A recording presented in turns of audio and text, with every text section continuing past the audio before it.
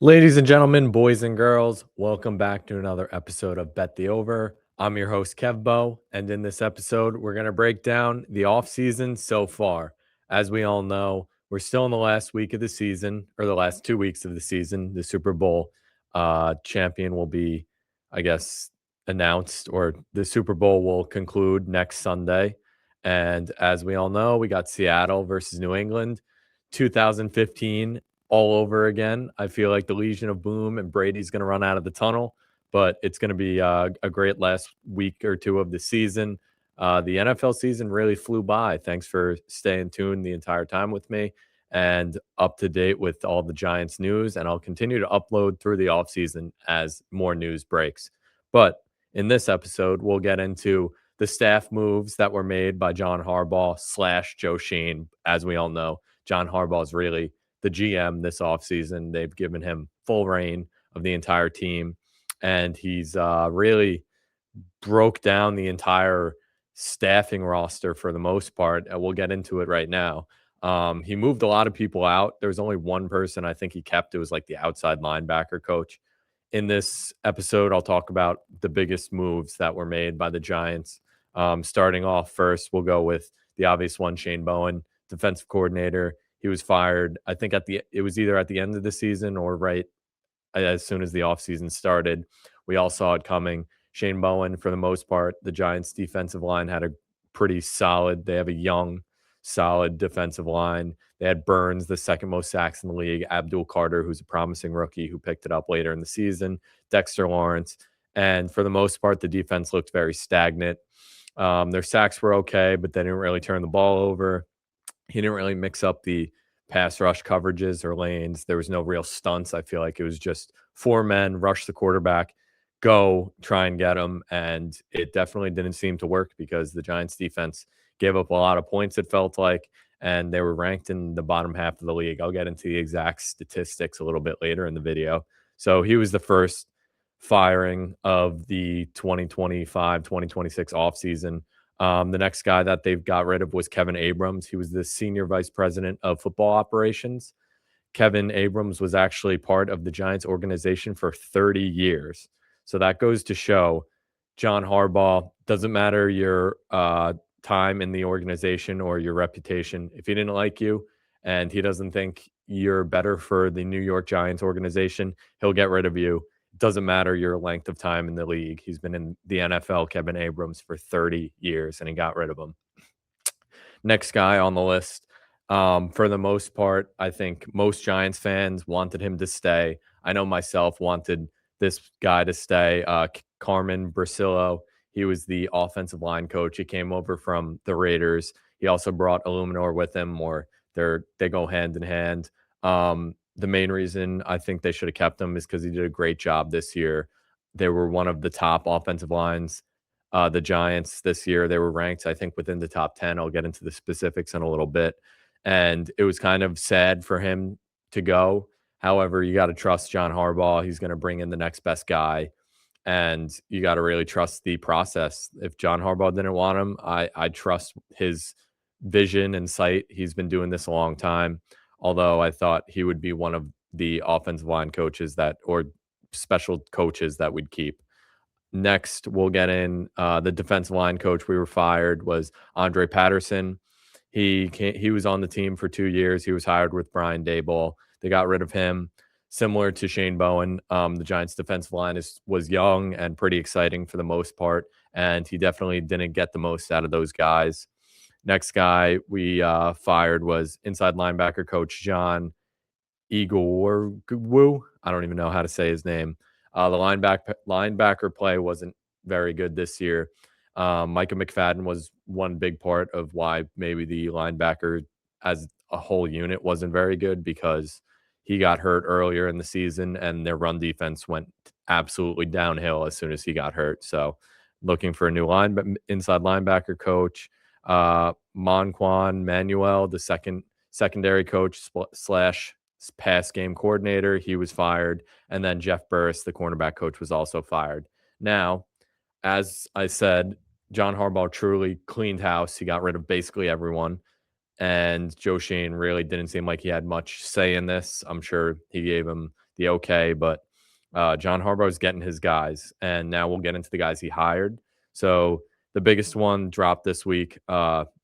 Defensive coordinator from Tennessee, Denard Wilson. I have flashbacks of Shane Bowen last year hiring another DC from Tennessee. However, I think Wilson did better with less as opposed to Shane Bowen. We'll get into his specifics in a little bit, but overall, I think this is a pretty good hire. I don't know what other defensive coordinators were really out there. Some people were saying Wink Martindale, which would have been crazy. I know Sean McDermott's a defensive guy. He's obviously at the top of most people's lists. Saleh was a big defensive coordinator that people were looking out for, but he's now part of the Tennessee Titans, and along with former Giants head coach Brian Dable. So overall, I think the Denard Wilson hiring was good. He's a solid DC. I'll get more into his stats in a little bit. Next guy they hired was Chris Horton, the special teams coordinator coach from Baltimore. He spent 11 seasons with the Baltimore Ravens. They were ranked in the top 15 all years he was there. And then Dennis Johnson, former defensive line coach of the Baltimore Ravens. So, as you can tell, Harbaugh wanted to hire people he was familiar with, bringing over two of the players or the special team coaches from Baltimore. A lot of people are speculating in this offseason he's also going to attract a couple players from Baltimore in Isaiah Likely and Tyler Lindenbaum. We obviously have to wait for that to unravel once the regular season or postseason concludes. But I would love to bring either of those guys in that would really help out the team, and maybe they'd take a more cost-friendly deal to come over and stay with their friend in John Harbaugh. Overall, I mean, all these hires look good on paper, but once you get to the regular season once you get to the actual season, it doesn't matter what the hire looks like. They just need to execute. Like I said before, I trust John Harbaugh's vision, and I think he'll hire guys that will be right for this team. Now, next, I'll overview, I guess, the couple of moves we made. I have a brief sentence or paragraph I wrote out. So, the biggest offseason move was firing Shane Bowen, as we said before. He led a less talented defense or a more talented defense to just 22nd overall, including the second worst run defense in the league. If you were following the channel, I would bring it up every week. The Giants would just get gashed 8 yards a pop, 10 yards a pop. Any team was running against them. It was like there was no one there. Dexter Lawrence really took a step down this year. We got to see what they do with him. I know he wants an extension, but overall, the defense lacked with the amount of talent they had, young special talent. They really did not live up to their standards. And now they replace him with former Titans defensive coordinator Denard Wilson, who managed to get Tennessee to a 19th ranked defense with far less talent. I mean, they have Jeffrey Simmons. That's all I can name on the defensive line. I'm sure there's other guys I could name. Their secondary, I think, is worse than the Giants, and the Giants don't necessarily have the best secondary in the league, but they were running out like third, fourth strings corners on Tennessee. And to put it simply, Bowen did worse with a better roster. Wilson did more with less. So I'm excited to see what he brings to the table. Hopefully they run a little bit more disguise coverages, because I think the whole defense would benefit more from that if the other team's offense doesn't know what they're running.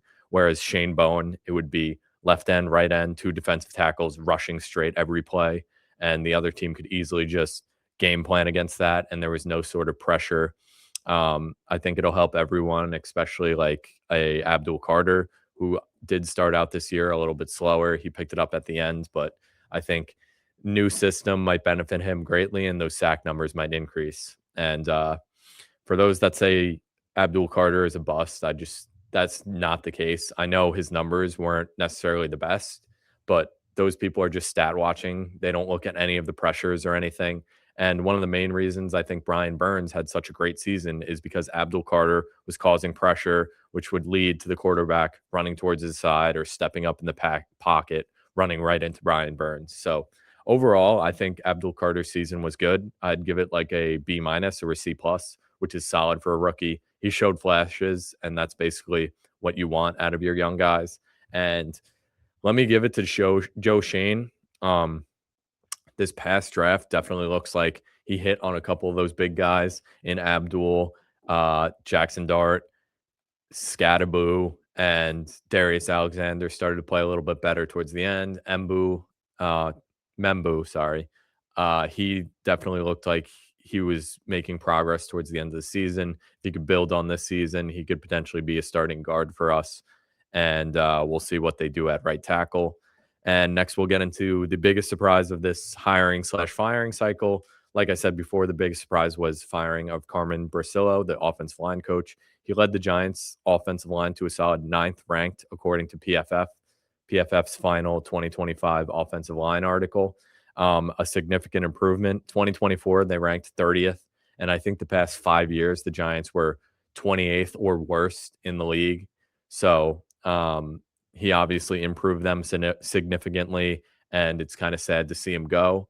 However, hopefully Harbaugh has a plan for that. I'm sure he does. He's been doing this a long time, but I would have liked to see him stay with the team. And then the next biggest role I want to discuss is the one that we're missing right now is the offensive coordinator. So as of today, January 28th, Todd Monken did officially become the head coach of the Browns. It was a little confusing. Originally, it said Todd Monken was the best candidate. Then Schefter tweeted out that he was potentially out of the running and it was between two other guys. And then yesterday, he was supposedly back in the running. And then today, he got officially hired. So that was a little weird situation. I'm pretty upset about that because Todd Monken was basically verbally agreed to become the offensive coordinator with the Giants. I don't know if it was 100% true, but it was highly speculated. And he did great things with Lamar, a mobile quarterback in which the Giants have in Jackson Dart. So he would be familiar with how his style works and maybe mold the game more toward around Jackson Dart and put him in a positive situation. And I guess improving his strengths and really hiding his weaknesses and building up the confidence because Dart definitely looked very good this season. But we're going to get into the other potential candidates for offensive coordinator. Now, these are all speculations. There's probably a million guys out there. And with the special teams coaches as well, I'm sure there is more, but those were kind of the biggest ones. It's really crazy when you look at NFL rosters, how many different coaches there are. There's special teams, there's offensive linemen, there's corners, there's secondary coaches, there's quarterback coaches, there's defensive end coaches. Like the list goes on and on and on. But next, we'll get into the offensive coordinator potential candidates for this. So the first guy I have is Cliff Kingsbury. He was recently released from the Washington Commanders after a disappointing season. However, Jaden Daniels was hurt for most of the season, so maybe his firing, I think, was a little unjust. But the year prior, in Jaden Daniels' rookie season, Washington was ranked 10th in points, 7th in yards, and 5th in 7th in yards, 10th in points differentials, 7th in yards, and 5th in overall points scored by the offense. So he had a very solid season. We all know he has head coaching experience too, which is nice. And he looked great in the offensive coordinator role over in Washington, again with a mobile quarterback. So he's one of the top guys on my list. The next guy, according to Sports Illustrated, familiar face in Davis Webb, former New York Giants quarterback. I think he was selected in 2017. I remember he would come out when Daniel Jones got hurt almost every season. He was not very good as a player. However, Brian Dable said he spoke very highly of Webb after they drafted him. They said he was a great players coach and he really understood the game. We all know quarterbacks need to be very cerebral with their thought process before the play. They have to diagnose the defense. They have to understand their concept. They have to adjust coverages. So quarterbacks, they really need to do a lot. So as a former quarterback, they might project him to be a good offensive coordinator. He currently is on the Broncos, I'm pretty sure. Yeah, the Broncos pass game coordinator. So he's one of those guys that's speculated. I don't know if it's ever going to come to fruition, but Davis Webb would be kind of a familiar face and it'd be a funny backstory. The team that drafted him then hires him as a coach less than 10 years later, which is kind of crazy. And then the last guy, according to Sports Illustrated, is Nate Scheelhaas, the Rams pass game coordinator, former quarterback who went undrafted in 2014. He's on the Rams. They have one of the best offenses in the league coming from the Sean McVay tree. Me personally, I think McVay is one of the best coaches in the league. So if he hired him thinking he was special, then I trust Sean McVay's vision. And I think John Harbaugh can really work with any guy. But out of these three guys, comment down below who you think would be the best. I think Cliff Kingsbury probably makes the most sense. But comment also if you think there's other coaches out there. I'm sure there's a bunch of them. This hiring cycle has kind of been insane between the firings of everyone like Harbaugh, Tomlin, now Sean McDermott. I know like Joe Brady was out there. You obviously have to look into the Seattle players or coaches and the Pats coaches. So it's going to be interesting to see. I'll keep you guys up to date. Comment, like I said, down below who you think the best offensive coordinator would be because that's the next biggest role in this Giants organization. And I'm excited to see who John Harbaugh picks out. So thanks for tuning in, guys. And remember, bet the over.